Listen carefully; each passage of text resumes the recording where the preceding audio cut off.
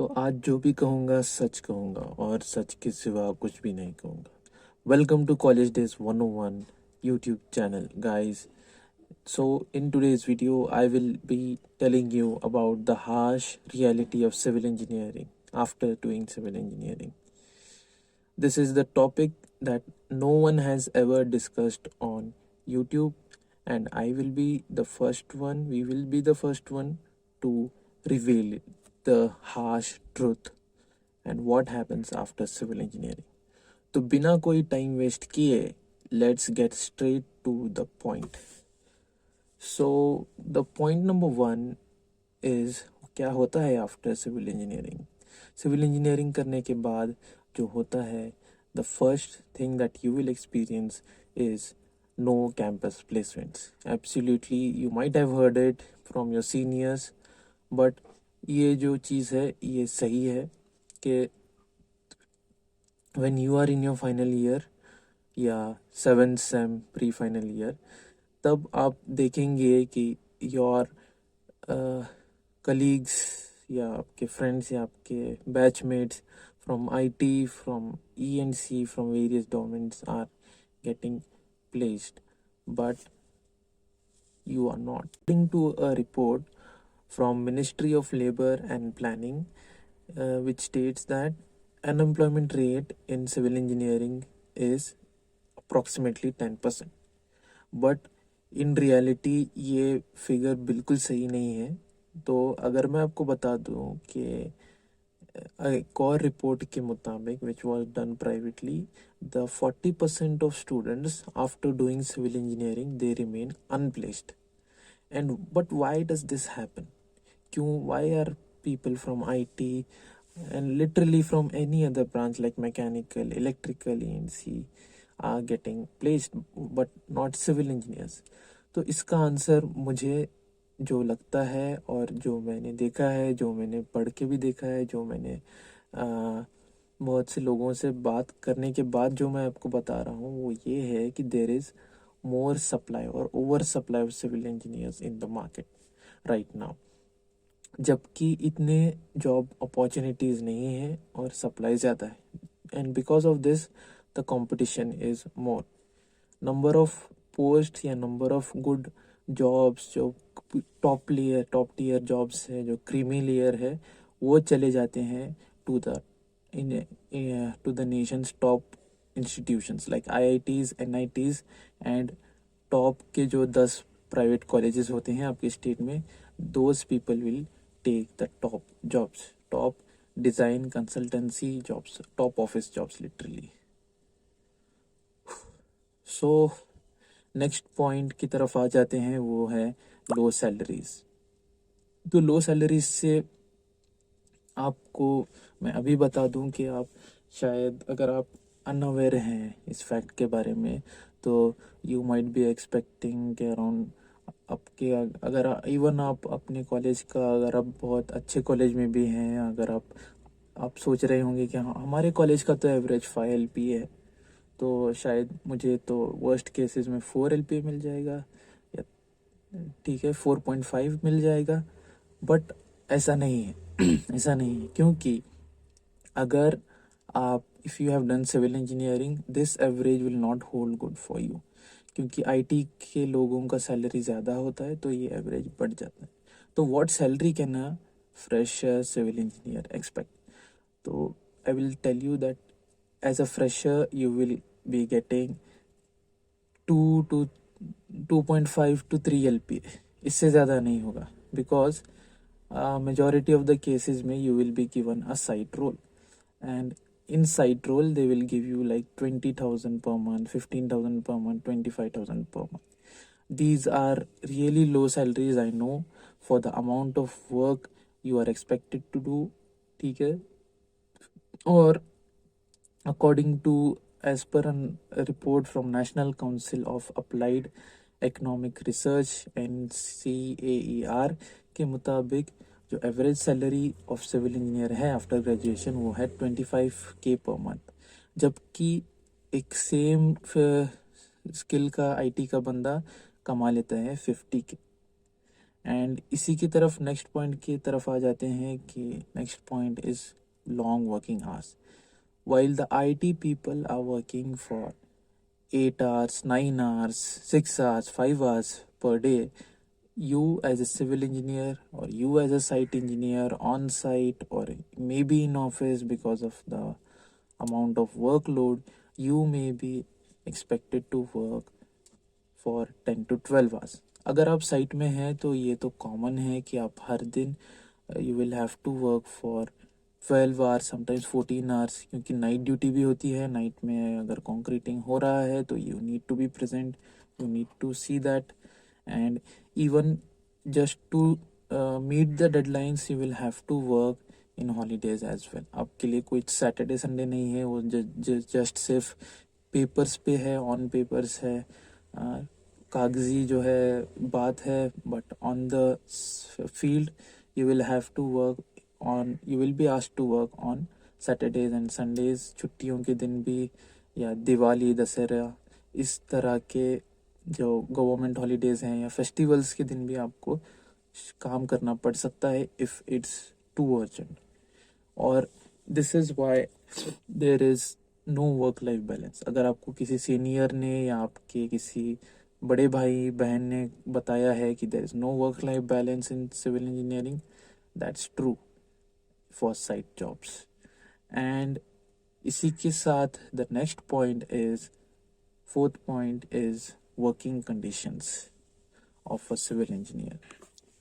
So the working conditions here are one of the worst and worse. They are getting worse and worse day by day, because अगर आप site पे हैं तो if you are into infrastructure projects maybe, or maybe any other apartment project, building project, कुछ भी हो सकता है, you will have to be, you will be posted or you may required to go to remote locations जहाँ पे there is no facilities, literally there is nothing else besides your project. ठीक है, there are no recreational facilities और near by कोई दुकान या कोई supermarket कुछ भी नहीं है. There is no internet, there is no proper mobile network, and you are staying away from home for months, and even sometimes for a year you don't get to meet to your family. बस phone पे भी बात हो रही है, वो भी मुश्किल से, ये भी होता है.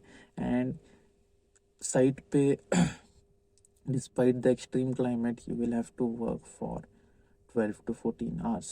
चाहे वो एक्सट्रीम कोल्ड हो या एक्सट्रीम हीट हो, आपको काम करना पड़ता है.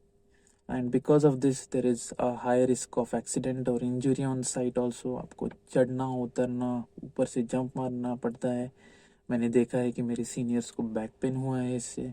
दे have got allergies, various kinds of allergies, throat का, रेस्पिरेटरी इश्यूज एज वेल. ठीक है. And now next point is, आप सोच रहे होंगे कि let's go to the government jobs, let's give government examinations. So the fifth point is about this only, कि government jobs में ऐसा है कि there is high competition in government jobs, and there are also what you don't see is irregularities in posting the government jobs. यानी अगर आप, if you have joined in today's date, यानी कि 2023 में अगर आप फर्स्ट ईयर में हैं, तो 4 साल के बाद क्या होगा हमें पता नहीं. 4 साल के बाद पोस्टिंग्स निकलेंगे भी या नहीं, we don't know. And even if they give the postings, तो एग्ज़ाम होता है 5 महीने बाद, हो सकता है पोस्टपोन हो जाए, हो सकता है कोई हाई कोर्ट का केस हो जाए. हर साल यही होता है. And because of this exam gets postponed by 6 months और अ ईयर. उसके बाद एट लास्ट एग्ज़ाम होता है. कुछ स्टेट्स में इसमें चीटिंग भी होती है, बट इंक्वायरी बैठती है, बट कुछ इसका रिजल्ट निकलता नहीं है. It gets again further delayed. Already 6 months हो चुके हैं एग्ज़ाम के लिए, और 6 महीने रिजल्ट के लिए लगेंगे, तो 1 साल वेस्ट हो गया आपका. देन आफ्टर दैट 1 साल लगेगा आपको मैक्सिमम अपॉइंटमेंट होने में. हो सकता है कि इससे ज़्यादा भी लग जाए, बिकॉज ऑफ अगेन चीटिंग, ये केस वो केस, बिकॉज ऑफ करप्शन. और अंदर की बात अगर मैं आपको बता दूं कि इसके साथ एक और चीज़ होती है, that is corruption in the interviews. जब आप एग्ज़ाम क्लियर कर दो और आपको इंटरव्यू के लिए बुलाया जाए, at that time they there are officers who ask for bribe in order to get you selected. They ask for 10 lakhs, even 14 lakhs, 30 lakhs, 35 lakhs, इस तरह के जो है वो लोग अमाउंट आपसे मांगते हैं और मांगेंगे। This is what you should keep in mind. तो नेक्स्ट पॉइंट हमारा 6th पॉइंट है about higher education in core field, यानी कि एमटेक हो गया या फिर कोई पीजीडीएम पोस्ट ग्रेजुएट डिप्लोमा हो गया, but in core like structural, yeah, you say water resources or environmental or anything like such, something like this. So if you are planning for higher education, then I will tell you not to go for the private colleges which are local level आपके city में, जो छोटी मोटी colleges हैं या फिर normal type of colleges में, because there is simply no infrastructure in these colleges to provide you with the necessary exposure, necessary practical experience. And placement की अगर हम बात करें तो placements are even lower than your undergrad courses या BE BTech से भी कम। क्योंकि अगर एक बैच में एमटेक में से देर आर 40 स्टूडेंट्स या फिर 25 स्टूडेंट्स, तो 40 स्टूडेंट्स में से प्लेसमेंट होगा सिर्फ 10% या इवन लेस देन 10। 40 में से हो सकता है कि 4 का हो, वो भी उनमें से 2 अपने खुद के कनेक्शन या फैमिली या फ्रेंड्स के रेफरेंस की तरफ से उनका हो गया है। And even after this the salary that they are getting is on par with what they would get if they had done BEBT के बाद जो मैंने आपको बताया 2.5 to 3 LPA जो मिल रहा था, यहाँ पे भी सैलरी वही मिलेगी या फिर कुछ ज़्यादा, ऑन एन एवरेज 4 LPA मिलेगी, इससे ज़्यादा नहीं मिलेगी। बिकॉज इस अगर आपको इससे ज़्यादा चाहिए then they will ask for experience. तो व्हाट टू डू, तो इसका सल्यूशन है कि आप गेट एग्ज़ाम लिखें, ESC लिखें, आपका स्टेट कॉम्पिटिटिव एंट्रेंस एग्ज़ाम लिखें and try to get into IITs, if not NITs, if not triple ITs, if not at last आपके स्टेट की जो भी टॉप 5 या टॉप 10 के जो प्राइवेट कॉलेजेस हैं उसमें आपके स्टेट लेवल कॉम्पिटिटिव एग्ज़ाम के थ्रू आप एडमिशन ले लो। ठीक है, इसके बाद भी आपको ज़्यादा सैलरी नहीं मिलेगी if you compare with IT people who are earning in the same college. तो देखो यार, IT में जो है CS वगैरह में जो इन टॉप के कॉलेजेस में they will be getting 20 LPA package, 30 LPA package, 50 LPA package, 1 CR, 2 CR, 5 CR, 10 CR। This is in IITs and NITs। तो मेरा एक दोस्त जो NIT में था जिसने MTech किया था स्ट्रक्चरल इंजीनियरिंग में, उसको मिला था ऑफर, पता है आपको कितना मिला था? Even after being a topper, even after knowing the field, being an expert as compared to others, he has done practical projects also, consultancy projects with his professor। तो उसको मिला था 6 LPA फर्स्ट, उसके बाद मिला सेकेंड ऑफर जो उसने try किया तो टाटा में उसे मिला 10 LPA का, तो इससे ज़्यादा नहीं मिला। So this is the condition what it is. And अब आप सोच रहे होंगे why not we try for Gulf. तो आर 7th point for this video is the Gulf dream shattered. तो देखो यार, गल्फ में कह लो या मिडल ईस्ट कह लो, यहाँ पे ये हो रहा है क्योंकि आई am working for a Saudi based company. ठीक है, तो मुझे ज़्यादा पता है कि यहाँ पे क्या हो रहा है। I am working although remotely. तो गल्फ में ऐसा है कि यहाँ पे भी there is over supply of civil engineer, supply और डिमांड का ही खेल है एंड ऑफ द डे। ठीक है, तो यहाँ पे भी ऐसा है कि सप्लाई ऑफ सिविल इंजीनियर्स या सिविल इंजीनियरिंग प्रोफेशनल्स ज़्यादा है, बट डिमांड उतनी नहीं है, उतने पोस्ट यहाँ पे खाली नहीं है। और इसमें भी क्या है कि कम सैलरी में इतना कंपटीशन हो गया है कि कम सैलरी में भी 5 साल 10 साल एक्सपीरियंस वाले आपकी जगह पे काम करने के लिए तैयार हैं, and even for lower salaries. यानी बस उन्हें काम चाहिए, they just want to get into middle east. ठीक है। और यहाँ पे ऐसा है कि मिडल ईस्ट में they are the organizations or the people working here, they are ready to pay you more than industry standards even. But क्या है, कंडीशन ये है कि you should be an expert, you should be really great at what you are doing and your skill level must be high. Market यहाँ है तो आपका skill level यहाँ पे होना चाहिए, तो तब आपको आपका वो प्रीमियम मिलेगा। And they want you to be well versed with the latest technologies and trends, latest softwares, जैसे कि बिम हो गया, जैसे कि AR VR हो गया, जैसे कि डायनेमो हो गया, इसमें भी प्रोग्रामिंग हो गया। तो इस टाइप के जो ट्रेंडिंग स्किल्स हैं या टॉप टीयर स्किल्स हैं, ये चाहिए। And they are not hiring freshers at all. अगर आप फ्रेशर हो तो सोचो भी मत इसके बारे में। और अगर इवन आपको 2 साल या 3 साल एक्सपीरियंस हुआ है, अगर आप वहाँ पे जाओगे तो आपको ये एज अ फ्रेशर कंसिडर करेंगे और आपको फ्रेशर लेवल की सैलरी मिलेगी। And in some cases they will not provide you with accommodation and food also. तो try to not get into Indian companies में मत जाओ, try to go to European और American companies in Middle East, या फिर अरब के जो companies हैं उन कंपनीज में भी आप जा सकते हैं। बट इंडियन कंपनीज या यहाँ के एशिया साइड की जो भी छोटी मोटी कंपनीज हैं उसमें बिल्कुल मत जाओ। सैलरी कम होगी, काम ज़्यादा करवाएंगे और आपको कुछ भी पर्क्स भी नहीं देंगे, ठीक है।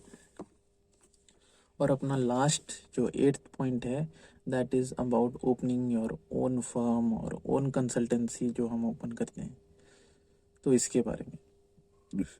तो इसमें जो है, ये आपको कब ओपन करना चाहिए ये मैं आपको बता दूँ। तो इससे पहले आपको मैं एक स्टोरी बोल दूँ कि मेरे जो जो स्कूल में मैंने पढ़ा है उसका मेरा एक सीनियर है, who did B soon after doing that he started a consultancy. उसके बाद उस साइड बाय साइड उसने एमटेक भी स्टार्ट किया। 2 साल हो गए, अभी उसका एमटेक भी हो गया। But he is not even earning 30,000 to 35,000 per month from his consultancy, क्योंकि यहाँ पे ऐसा होता है कि आपको रेडी रहना होगा, because the income won't be stable. एक महीने में आप कमा लेंगे 50, दूसरे महीने में कुछ भी नहीं होगा, तीसरे महीने में 10, फोर्थ मंथ में कुछ 20, ऐसा होता है। And if you are starting right now, you will not get projects initial. You will find it very difficult to get consultancy projects to provide your designing या जो भी हो contracts and all.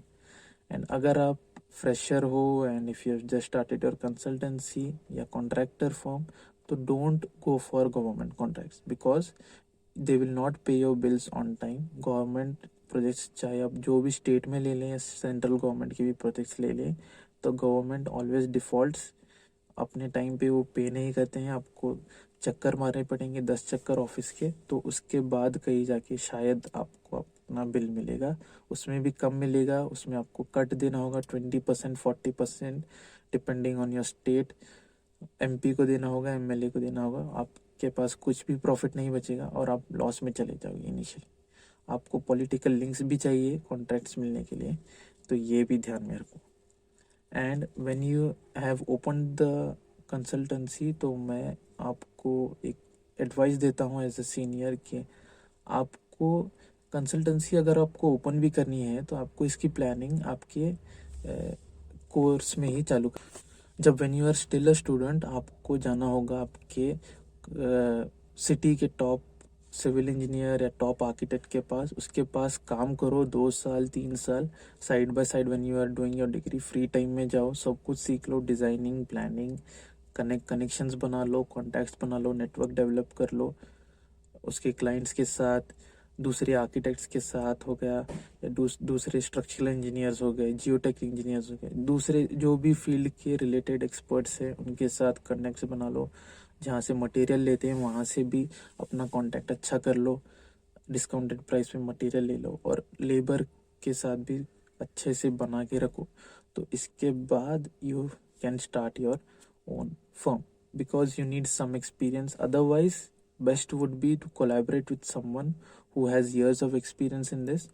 बट आपको invest करना होगा initially, either your time और your money, ठीक है। तो यही थी सिविल इंजीनियरिंग की सच्चाई। ये था व्हाट हैपन्स सिविल इंजीनियरिंग के बाद, क्या होता है आपके साथ। तो I hope after watching this video आप रेडी हो जाएंगे। आप हो सकता है you are studying in your college, you are still in your first year to final year, doesn't matter. If you are trying to choose civil engineering and you want to know what happens after civil engineering, then this video is for you my friends, ठीक है। तो I hope you must have like this video. This has taken me extensive research. 1 महीना लगा ये सब research करने में, बहुत से लोगों से बात करने में। तो ठीक है, to show your appreciation please like this video, share this with your friends, and subscribe to College Days 101. Thank you.